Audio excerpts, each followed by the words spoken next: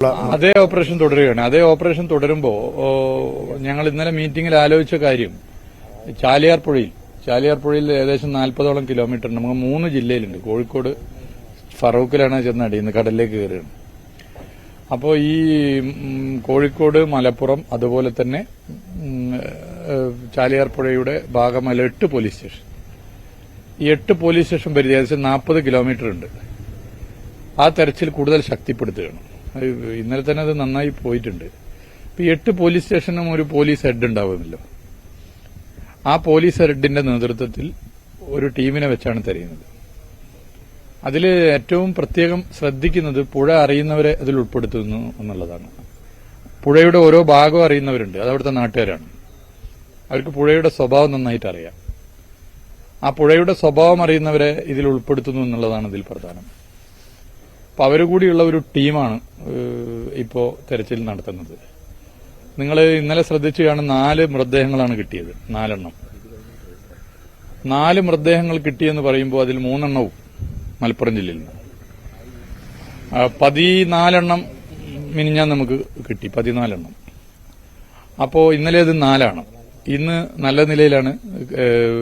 ഇന്നലത്തെയും മിഞ്ഞാനത്തെയും അതിനു മുമ്പുള്ള ദിവസമൊക്കെ പ്ലാൻ ചെയ്തതുപോലുള്ള കാര്യം തന്നെയാണ് സോണായി തിരിച്ച് പ്ലാൻ ചെയ്യുന്നത്. സോണിൽ ഞങ്ങൾ നൽകുമ്പോൾ പൊതുവെ ഡിസ്കസ് ചെയ്തപ്പോൾ എല്ലാ സോണിലും ഒരുപോലെയുള്ള ആളുകളെ ഡിപ്ലോയ് ചെയ്തിരിക്കും.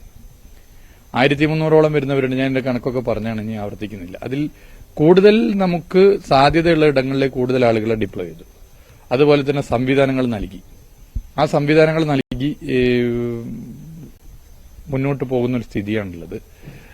മാക്സിമം എന്തൊക്കെ ചെയ്യാനാകും അതൊക്കെ ചെയ്യും. ഈ മൃതദേഹങ്ങൾ തിരിച്ചറിയാൻ പോകുന്നുണ്ട്. അങ്ങനെ അല്ല, അൺഐഡന്റിഫൈഡ് ബോഡി ഉണ്ട്, അതിൽ ബോഡി പാർട്സ് ഉണ്ട്. അപ്പൊ നമുക്ക് ഈ ബോഡി പാർട്സിന്റെ എണ്ണം വെച്ചുകൊണ്ട് അതൊരു ബോഡിയായിട്ട് കണക്കാക്കാൻ പറ്റില്ല. അങ്ങനെ ഒരു ചെറിയ സംശയം പലരും പ്രകടിപ്പിച്ചു. ഇത്ര ബോഡി പാർട്സ് ഇല്ല, അപ്പോൾ ഇത്ര മൃതദേഹമല്ല. അങ്ങനെയല്ല. ഒരു മനുഷ്യന്റെ തന്നെ ബോഡിയുടെ വിവിധ പാർട്ട് ആയിട്ട് ലഭ്യമാകാം. ഇപ്പോ ശരീരത്തിന്റെ വിവിധ ഭാഗം ലഭ്യമാകാം. അതൊക്കെ ഒരു ബോഡി എന്നേ നമുക്ക് കണക്കാക്കാൻ പറ്റും. അപ്പൊ അതിന്റെ DNA ടെസ്റ്റ് നടക്കുന്നുണ്ട്. ഇപ്പോ ഒരു കൈ, അതിപ്പോ വലത് കൈയാണെങ്കിൽ ഒരു 5 ബോഡി പാർട്ട്, 5 വലത് കൈകളാണെങ്കിൽ തീർച്ചയായിട്ടും നമുക്കത് 5 ബോഡിയായിട്ട് കണക്കാക്കാം. എന്നാൽ ഒരു 3 വലത് കൈയും ഒരു 3 ഇടത് കൈയും അല്ലെങ്കിൽ 2 ഇടത് കൈയും ആണെങ്കിൽ അത് നമുക്ക് ഒരിക്കലും കണക്കാക്കാൻ പറ്റില്ല. ചിലപ്പോൾ അത് 5 ആകാം, ചിലപ്പോൾ അത് 3 ആകാം, ചിലപ്പോൾ അത് 2 ആകാം. അപ്പൊ അങ്ങനെയുള്ളൊരു പ്രശ്നങ്ങളുണ്ട്. അപ്പോൾ അത് DNA ടെസ്റ്റും മറ്റ് സംവിധാനങ്ങളും ഒരുക്കി തന്നെയാണ് മുന്നോട്ട് പോകുന്നത്. അതുകൊണ്ട് ബോഡി പാർട്സ് കിട്ടിയത് നമുക്ക് അതിനെ ഒരു ബോഡിയായിട്ട് കാണാൻ വേണ്ടി പറ്റില്ല എന്നുള്ളതാണ് അതിന്റെ ഒരു പ്രശ്നം. ഈ മിസ്സിംഗ് കണക്കില് ഇന്നലെ മുഖ്യമന്ത്രി 203 നമ്മുടെ റേഷൻ കാർഡ് നോക്കിയുള്ള റേഷൻ കാർഡും നോക്കി, അതോടൊപ്പം മറ്റ് ക്രോസ് ചെക്കിങ്ങുകൾ നടത്തുന്നു. അതോടൊപ്പം ടൂറിസ്റ്റുകൾ ഉണ്ടോ എന്ന് DTPC സംവിധാനം വഴി നോക്കുന്നു. അതിഥി തൊഴിലാളികൾ ഉണ്ടോ എന്ന് നോക്കുന്നു. അതിഥി തൊഴിലാളികളുടെ കാര്യത്തിൽ ഓരോ പ്ലാന്റേഷന്റെ അവിടെയും എത്രയുണ്ട് എന്നുള്ള ഒരു കൃത്യമായ ലിസ്റ്റ് ഇനി അതിന് പുറമേ ഉണ്ടെങ്കിൽ അത് ഇതൊക്കെ നോക്കുന്നുണ്ട്. കുമാർ പറഞ്ഞത് 400ഓളം പേര് മിസ്സിംഗ് എന്ന പരാതി ജില്ലാ ഭരണകൂടം ലഭിച്ചിട്ടുണ്ടെന്ന്. അല്ല, നമ്മളിപ്പോ പൊതുവെ പരിശോധിച്ചുകൊണ്ടിരിക്കുകയാണ്. നമുക്കിപ്പോ ഔദ്യോഗികമായ കണക്കാണല്ലോ നമ്മുടെ മുമ്പിലുള്ളത്. ആ നിലയിൽ പരിശോധിച്ചുകൊണ്ടിരിക്കുകയാണ്. പിന്നെ ക്യാമ്പുകളിലും നമ്മൾ ആളുകളോട് സംസാരിച്ചിട്ടുണ്ട്, ആശുപത്രികളിൽ സംസാരിച്ചിട്ടുണ്ട്. അപ്പൊ അങ്ങനെയുള്ള സംസാരങ്ങൾ നടത്തി ഈ മിസ്സിംഗ് കൂടി പൊതുവെ നോക്കിയിട്ടാണ് മുന്നോട്ട് പോകുന്നത്. ഈ ദുരിതത്തിനിരയായ വീടുകളിൽ വലിയൊരു കൊള്ളയടിക്കപ്പെടുന്ന പരാതി ആൾക്കാർക്ക് അല്ല, ഒരു ഇത് വളരെ പ്രധാനപ്പെട്ട പ്രശ്നമാണ്. ഈ വീടുകൾ അടച്ചുപോയെടുത്ത് പ്രശ്നങ്ങൾ 2 നിലയിൽ നമ്മൾ അതിനെ ശ്രദ്ധിക്കേണ്ടത്. ഒന്ന്, വളണ്ടിയർ പ്രവർത്തനത്തിൽ ആവശ്യമുള്ള വളണ്ടിയർമാർ മതി. അത് പ്രധാനമാണ്. വളണ്ടിയർമാരൊക്കെ നല്ല നിലയിൽ പ്രവർത്തിക്കുന്നവരാരെയും നമ്മൾ ചെറുതായി കാണുന്നില്ല.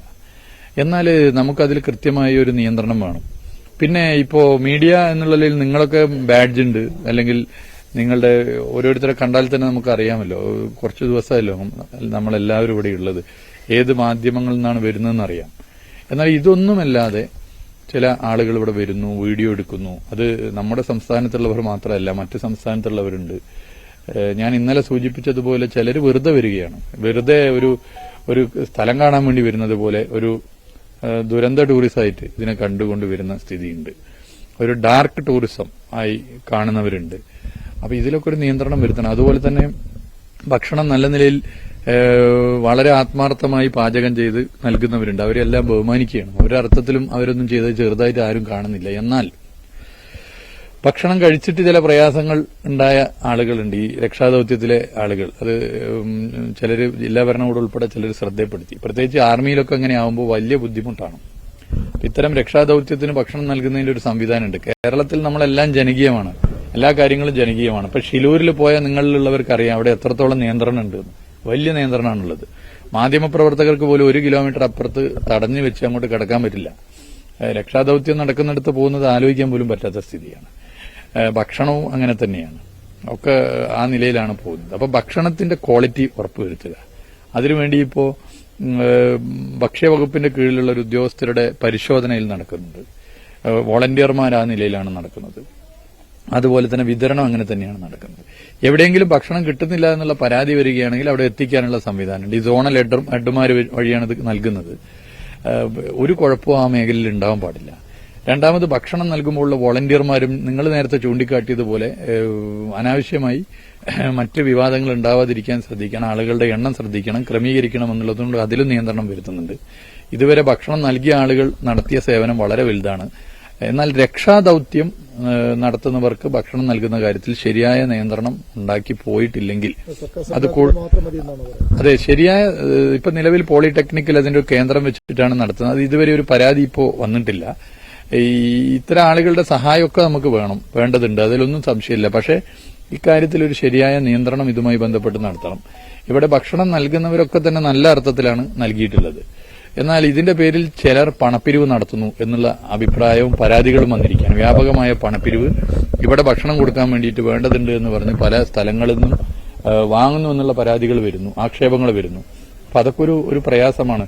മഹാഭൂരിപക്ഷവും വളരെ ആത്മാർത്ഥമായി ഇടപെടുമ്പോൾ ഒരു മൈനോറിറ്റി ചെറു ന്യൂനപക്ഷം ഇത്തരം ഒരു പോരായ്മ വരുത്തുകയാണെങ്കിൽ അത് പ്രയാസമാണ് എന്നാണ് പൊതുവെ ചർച്ച ചെയ്തത്. അതുകൊണ്ട് അതിലൊരു ശ്രദ്ധ വേണം, അതേ ഉള്ളൂ. എന്നാൽ ഇതുവരെയും ഈ സേവനം നടത്തിയ എല്ലാവരെയും അതേ അർത്ഥത്തിലാണ് കാണുന്നത്. ഒരാളും അതിൽ പ്രയാസം കണ്ടിട്ടില്ല. മഴ കൊണ്ടും വെയിൽ കൊണ്ടും ഇതിന്റെ സേവനത്തിൽ പങ്കെടുത്ത എല്ലാവരും, അത് ഭക്ഷണം വിതരണം ചെയ്യുന്നവരായിക്കൊള്ളട്ടെ ആരും ആയിക്കൊള്ളട്ടെ, വലിയ കാര്യങ്ങളാണ് ചെയ്തത്. അത് അതേ അർത്ഥത്തിലാണ് സർക്കാരും ഞങ്ങളെല്ലാവരും കാണുന്നത്.